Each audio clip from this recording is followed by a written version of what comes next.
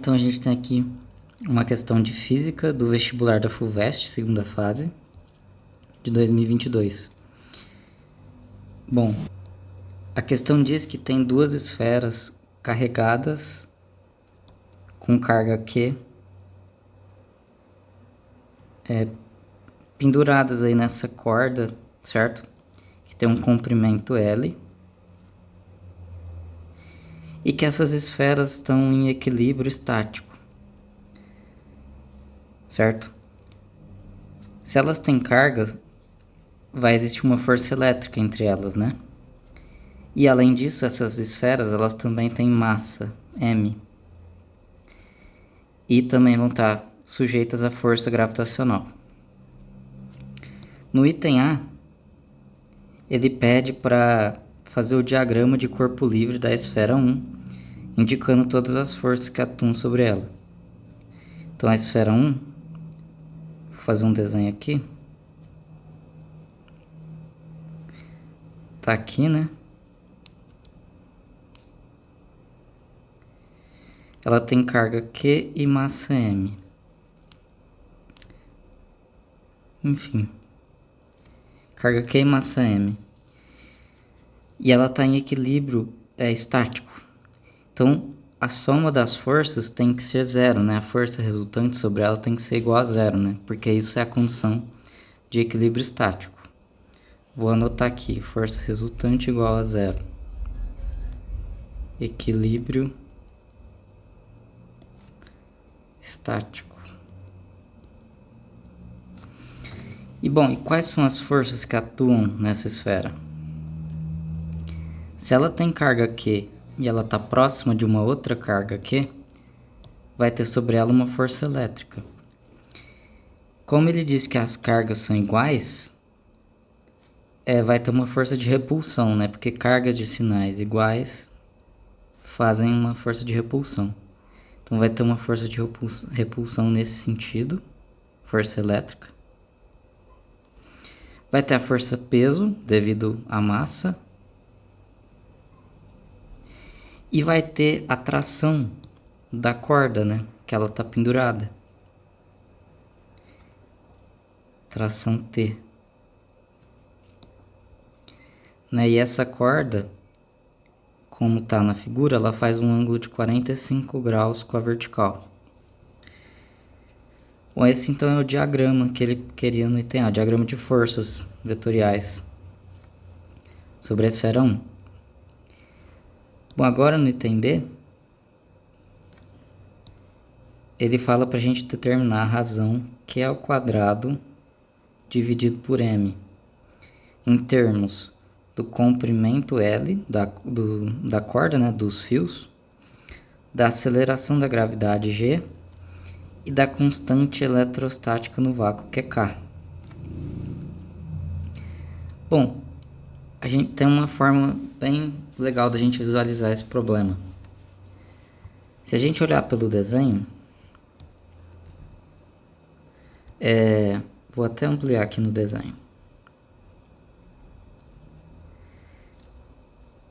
No diagrama a gente tem a tensão, certo? Que o fio faz sobre a esfera, a força peso para baixo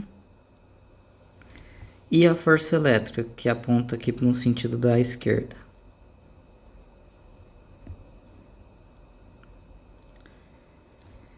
Só que a gente pode escrever de uma outra forma esse diagrama a fim de visualizar melhor as forças.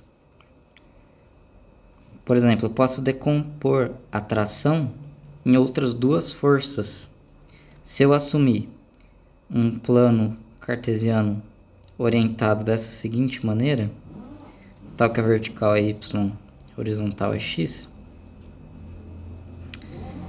eu posso decompor esse t em ty, um vetorzinho aqui orientado para cima na vertical, e tx, um vetorzinho tx na horizontal, tal que a soma dessas duas forças, né, a soma vetorial, é a tensão.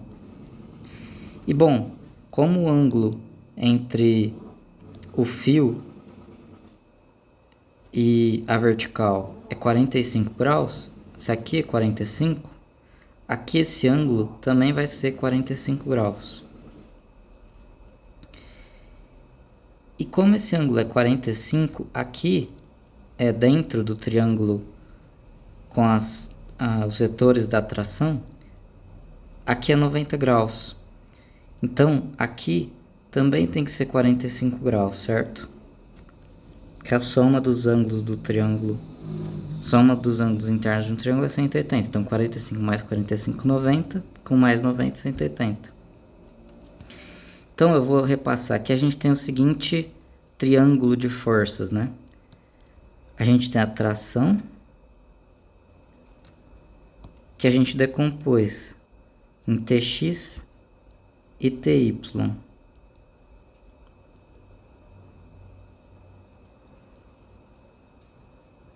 Certo? E como os ângulos aqui dentro são 45 graus, isso daqui é um quadrado, né? É um quadrado.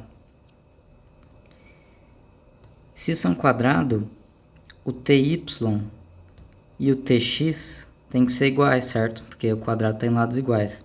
Então a gente pode concluir que Ty é igual a Tx a partir disso.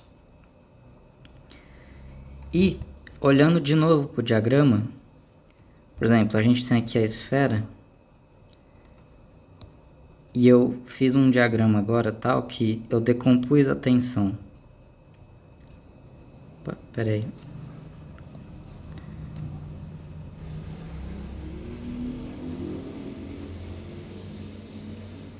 Eu decompus a tensão em duas forças, né? Em Ty e Tx. E eu cheguei à conclusão que Ty é igual a Tx. E como a esfera está em equilíbrio estático, a força resultante é igual a zero,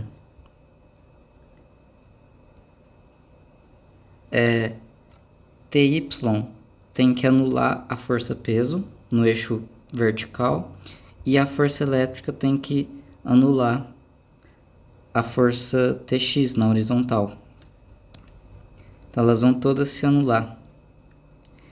Só que isso implica então que Ty é igual a Tx, que a força elétrica é igual ao Tx e a força peso é igual ao Ty. Dando então que, como Tx é igual a Ty, a força elétrica é igual à força peso. E daqui a gente já consegue achar a relação que ele pede no enunciado. Porque a força elétrica é dada pela lei de Coulomb, certo? A lei de Coulomb é a lei que rege as forças elétricas para cargas pontuais. E o que diz a lei de Coulomb? Que a força elétrica é igual a carga, o produto das cargas, né, que no caso aqui são iguais, então é Q vezes Q, vezes a constante eletrostática no vácuo, dividido pela distância entre as duas cargas, que é d ao quadrado. Quadrado da distância, né? E a força-peso é m vezes g, que é a aceleração da gravidade.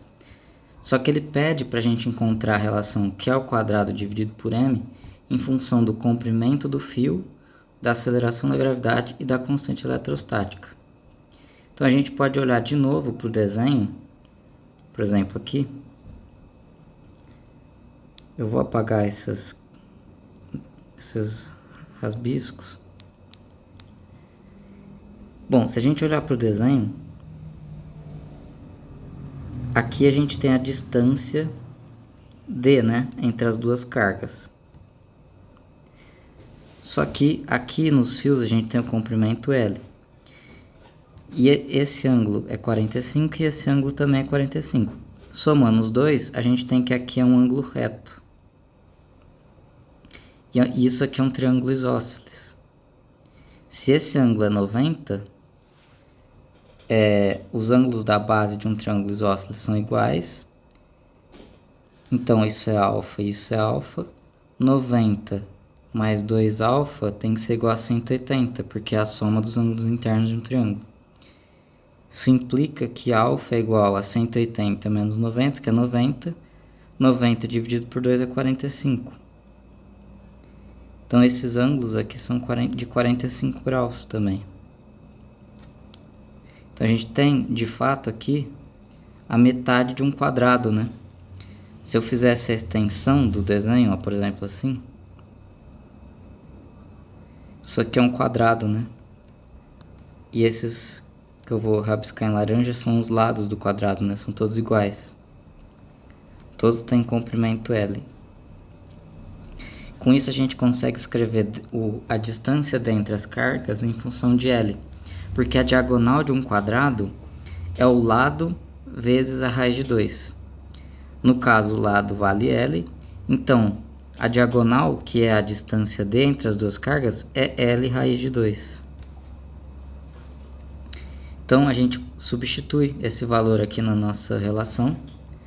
A gente vai ter aqui, já vou fazer as contas, ó, Q vezes Q é Q ao quadrado, vezes K dividido por D.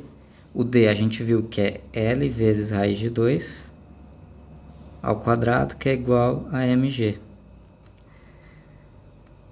Então, desenvolvendo aqui esse denominador, a gente vai ter que Q ao quadrado vezes K dividido por L ao quadrado vezes raiz de 2 ao quadrado é 2, que é igual a mg. Isso implica a gente quer achar a razão Q ao quadrado dividido por m, certo? Então eu vou passar o m para cá dividindo, vamos ter Q ao quadrado dividido por m. Esse termo vai passar para o lado de lá multiplicando e o k dividindo. Então vai ficar g vezes L ao quadrado vezes 2 dividido por k. E é isso. Essa é a resposta do item A. Do item B.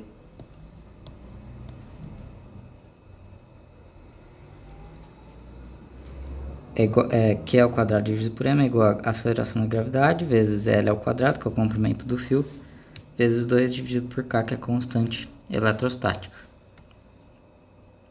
Bom, então agora vamos para o item C. No item C, ele pede para considerar as mesmas esferas, só que agora a gente vai ter que conectar elas com molas. Vou até fazer o desenho aqui.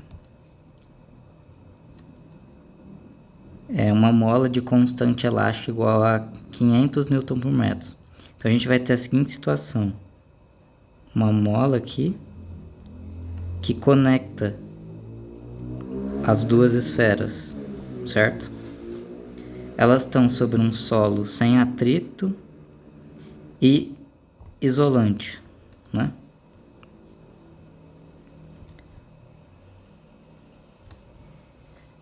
Bom, ele pede, ele diz que a força elétrica entre elas vai ser ainda uma força de repulsão, tem módulo de 0,1 Newton. Ele pergunta qual é o valor da energia armazenada na mola. Bom, como as esferas estão em equilíbrio, significa que a força elétrica e a força elástica que vai existir por causa da mola são iguais. Tem mesmo módulo. A força resultante é igual a zero. Isso implica, então, que a força elástica é igual à força elétrica.